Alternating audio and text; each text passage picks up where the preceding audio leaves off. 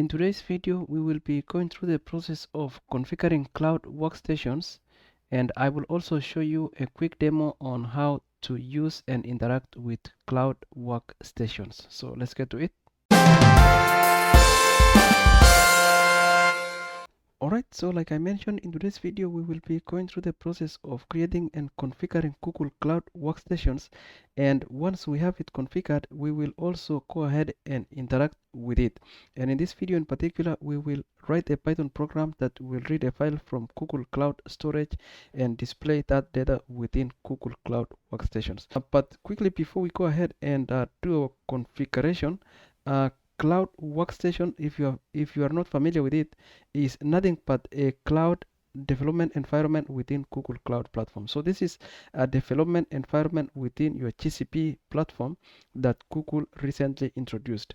So you can do all your development within Google Cloud Platform without navigating away.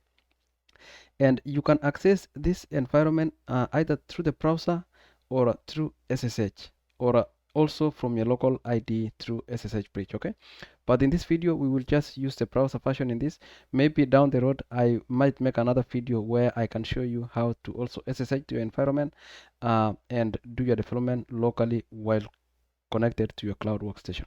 Previously, if you wanted to do your development within Google Cloud Platform, there was no straightforward way of doing that.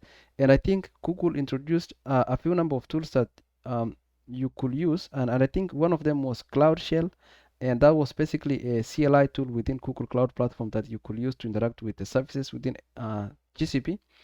And then the other one was Cloud Code, and that was an extension that they introduced that you could install within VS Code if you are using VS Code. So you could install that extension within Google, within Visual Studio Code and connect to your Google Cloud Platform. The problem with that is that if you are working in a large enterprise company, you may not have the permissions to install and interact with G-Cloud within your local environment. And even if you had the ability to install G-Cloud and interact with few instances or few services within Google Cloud, you probably will run into firewall issues because again you are working locally. But with Cloud Workstations, everything is within cloud, so you can interact with all the services within cloud environment without having network issues. Okay, so this is really powerful for a large team. And if you're working in a large organization or a small organization with teams all over the world, all you have to do is configure your cloud workstation, and then all the teams will be able to use that configuration to do their development within the cloud. Okay, so this is a really great environment for teamwork, for collaboration, and for teams to quickly, scale and accelerate. Okay, so let's get to it. Okay, so let's go ahead and create our workstation. And to launch workstation, all you have to do is go to your Google Cloud project and then go. Basically, you can search from here, or you can also go to the search bar here and type Cloud Workstations. Okay, and if you search this, you will see two options here. You can open any of these. So I'm just going to open this new one in a new tab, and that should bring me to my Cloud Workstation dashboard. The first time, if it's your first time opening this, you may be prompted to enable the API. So just go ahead and enable the API for that, and then you should be able to come here and you will see the same dashboard like the one I see. So the first thing that we need to do here, there are three things that we need to do, or basically two, depending on how you approach it. We need to create our configurations. And configurations is where you specify your VM machine type, including the size of your persistent disk, and also what IDE you want to use when you launch your workstation. And also you can also create your cluster there as well. So let's go ahead and we'll start with workstation configuration. So if you go here, I have created a workstation configuration, and the reason why I did this is because it takes a long time to create this, but I will just quickly walk you through the process of doing that. So just go to configurations and create a configuration. So I'm just going to hit create, and here you can put the name for your configuration, and right here you do need to have a cluster. So here I've already created a cluster, but you can go ahead and create a new cluster if if you don't have one. And then basically just enter the name for the cluster here, and the region, and you can also specify network settings as well if you need. But for the one I'm using, I just created everything as default. Go ahead and save it, and then so if this is the first time, you will not see it here immediately. I mean, you'll see the cluster here, but this cluster will be created once you specify all of the configurations down at the end here. So and then for this next part here, you can choose to have this faster workstation startup as the option for you. Again, this here, you'll see this alert here saying like enabling this feature will improve startup time for your workstation. But again, you will be billed for this. So if you didn't want this, then you can just select the second one. This will take a longer time, but you will not be billed because this other one always there's one cluster that's up. If you don't specify that, then you will not be billed for that cluster. So I'm just going to choose that, and you can scroll down, and right here you need to choose your machine settings. So basically this is your machine configuration for your VM instance. Again, behind the hood or in the backend, your workstation will be using a VM machine. So this is where you want to specify what type of machine you want. So in this case, I think I went ahead and I chose this one, and then for the type here, I chose the medium one, but you can choose any of these. Okay, so I chose the medium one, and for the zones, I think I left most of this as default, and I also chose that you should auto sleep this when it is inactive for 30 minutes and shut down after 6 hours. So these are basically some cost savings options that you can choose. And in the environment settings, this is where now you can choose your code editor. So we have a number of code editors that are enabled within Cloud Workstation, and the first one here is Visual Studio Code, and this one comes as a default editor within Workstation. So I'm just going to use that, but if you want to use any of these other ones like IntelliJ, PyCharm Professional, and all of these other ones, you can use this. But for each workstation configuration, I think you have to choose which editor is the default option for this. So if you wanted to create several configurations, you could create one for IntelliJ, PyCharm, Rider, all of this. But again, in this video, I will be choosing the base editor. I will leave the service account as the default one for this. And then right here, this is what I was mentioning. You can also choose your persistent disk here. You will be billed for this, but for me, I'm just going to for this, I'm going to choose maybe 50 because this is a demo. But if you need a more space, you can specify the amount of disk that you need for your environment here. And then when the reclaim policy here basically means if what will happen to your persistent disk when this workstation is deleted. So I want this to be deleted. I don't want it to stay around, because if you leave it around, you will still be billed for it, and somebody will have to come and manually remove it. So I'm just going to say, if I delete my workstation, go ahead and delete the persistent disk as well. All right, and then we will move forward. Here, this is where it's useful if you are working with a number of users. You can specify the IAM users here for those for specific users, and say which permissions these users will have. Okay, so you can have users or groups with owners, editors, workstations, admin, and you can specify that here. I don't have that here, so I'm just going to go ahead and create. So just go ahead and hit create, and this will create your workstation configuration.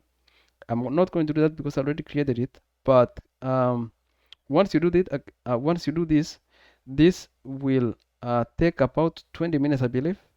Maybe between 15 minutes to around 25 minutes when I did it for this configuration. So go ahead and do that, and once your workstation configuration is up, two things will happen. Your cluster will be ready So your cluster will be right here, and also your workstation configuration as well will be available here. So if you chose to create a cluster first, you will have the cluster, but if you did it the way I did, then you will have your workstation configuration and cluster management name ready here as well. Alright, so once you have that, then the next thing that we'll need to do is go ahead and create our workstation. So we'll go ahead and go to workstation right here, and we will now create our workstation. So basically our workstation now is the development environment within our Google Cloud platform. Okay, so to do that, we will just go ahead and hit create workstation, and workstation again requires you to have a configuration, and that's what we just completed creating. So I'm just going to create a workstation, and I will just leave the name for that as default here. Maybe the display name I can say maybe VS Code ID. Okay, but this is optional. You can leave this, or you can just choose it whichever way, but I'm just going to say VS Code because the ID that we'll be using for this is VS Code. And then this is now where you can choose your configuration that you created, and this one will be this config workstation. That is the one that we created. So you choose your configuration here, and then you can add environment variables or labels if you have them. I'm just going to leave everything as it is, and then go ahead and hit create. So this will create your workstation now that is using that configuration. And if you have a large team that you are working with, then everybody can use that configuration that you created. So you don't have to create configuration every time. You just create it once, and then this is like a pre-warmed configuration and class as well. So once you have your workstation, you'll just go ahead and start it, and it will use the pre-created template of configuration that you have created right here. Okay, so we have our workstation now ready, and basically from here we just go ahead and hit start, and this will start our workstation. And again, this is going to be using a VM machine, and you can see that this is the workstation cluster that it's using, and the configuration is this one here. Okay, so we can see now that our workstation is running, so we can just launch it, and this will launch our web browser IDE development environment. Okay, so this is basically when this one starts, it's going to be a Visual Studio Code in the browser, and this one is running in Google Cloud Workstation. Okay. All right, so I'm just going to say I'm just choose this, go next. I'm just going to do that as well and mark this one as done. And as you can see here, this is your browser based ID now, and if you've worked with Visual Studio, this is how Visual Studio looks. So I'm just going to quickly change the colors for this, and I will choose the dark mode for this. Okay, so that's how I like my browser to look. And from here we can do our development now. So you have configured your workstation, and you are ready to do your development. So basically from here you can do anything you want, right? You can write your code and do your development. So for this video, we will go ahead and write a Python program that will read a file from GCS and then output that data to our notebook. So we will basically write a Python notebook or a Jupyter notebook within Visual Studio Code that will get data from Google Cloud Storage and display that data. Okay. But quickly before that, I'll just do one thing. I will connect this to my account. And this is good for our AI if you wanted to use AI. So I'm going to enter that here. I'll log into my account. I will enable it and basically copy this code and put it right here. Allow it. Okay. All right. So we have now this Cloud Station connected to our GCP or our Google account. And then from here, I think let's quickly see if we can interact with this AI chat here. Yeah, okay. So let's select the project. Can select the project there. Again, yeah, the reason why I enable it to my why I enable my account here is so that we can see if we can interact with this AI Gemini thing here. So let's say hello. Okay. All right. So see, we can actually talk with this powerful AI assistant here. I don't know if we can say show me datasets within my BigQuery warehouse. Don't know.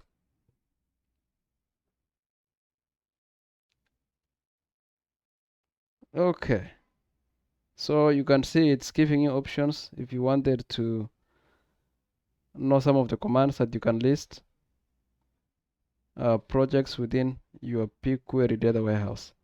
Yeah, so yeah, just one thing that that comes with your workstation, you have this Gemini code assist here. So you can use that to enhance your development when you're using Cloud Workstation. But so the thing that I wanted to show you, let's go ahead and actually run our program. So I'm going to open. Just going to close this. So I'm going to open my terminal, and right here we have our terminal, and I want to make a directory. I want to make a directory called dev within our users. Okay, so can do that, and you can navigate to it.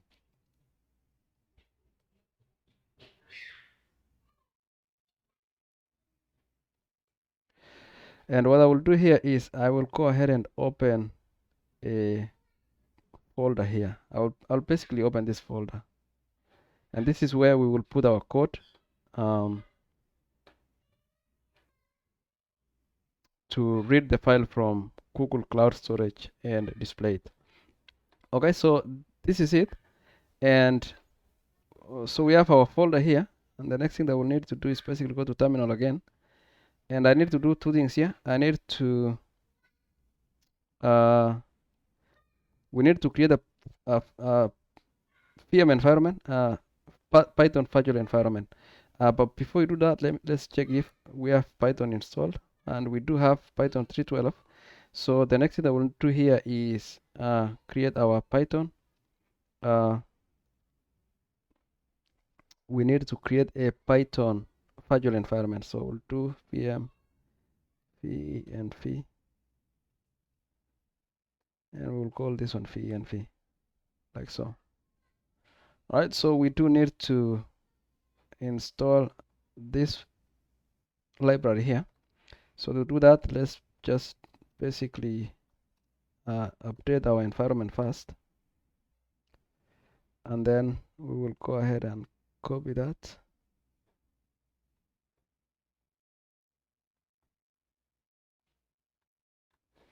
Okay, so we will go ahead and do apt again and basically install paste here. Okay,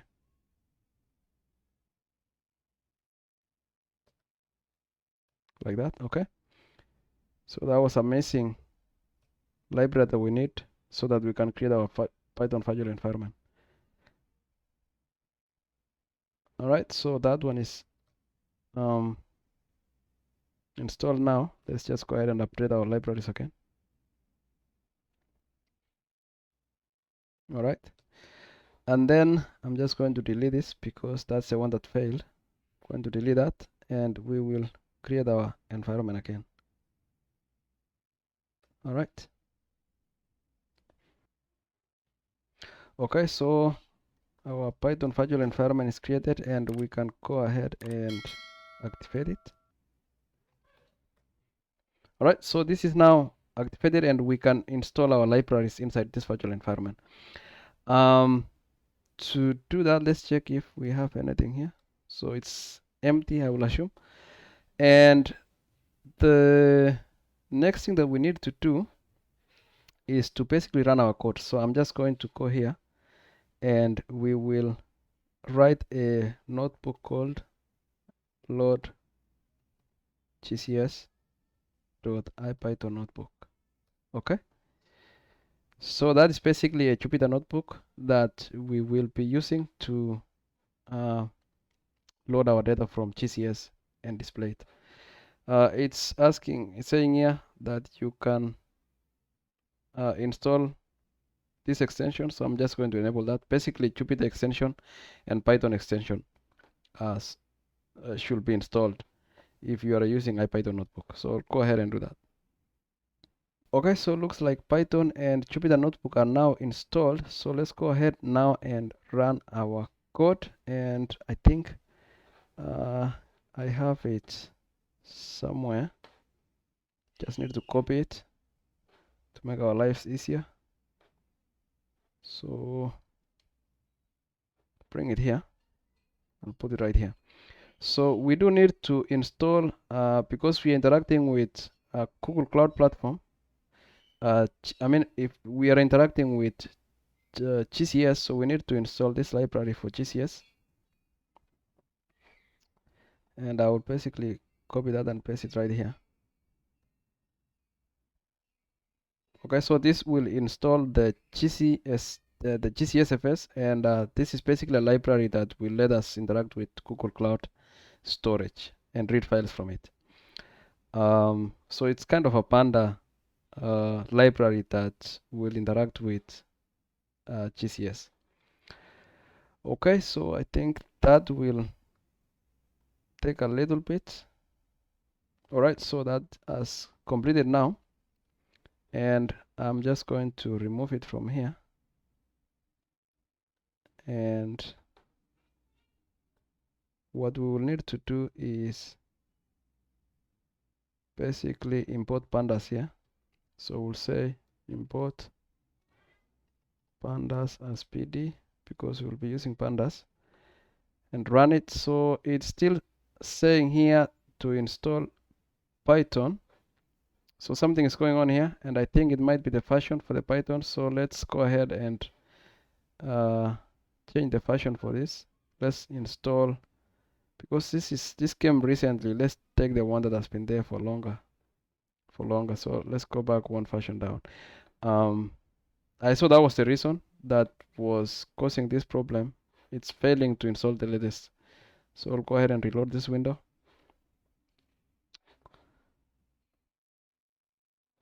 And if we do that again,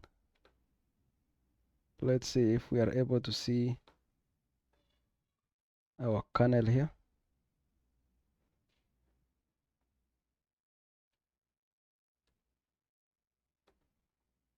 All right, so we can see now that we have Python environments here, and we're just going to choose this one, the one we already created.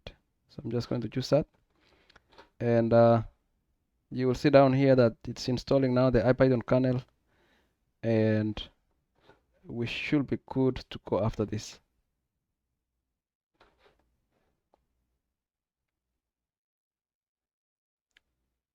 All right, so looks like it's good, and now we have our pandas installed.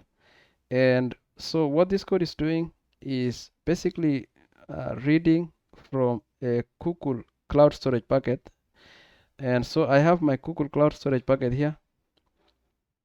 If I go to my bucket here, I'm basically reading this file here. So I just got the URI, copied it, and put it right here. That is the URI for that. So this is basically using pandas. It's reading this file and basically displaying the first 20 records for this. So I'll just go ahead and execute this code, and there we go. Okay, so you can see now that we have our data displaying within our Jupyter notebook, or a notebook within Cloud Workstation.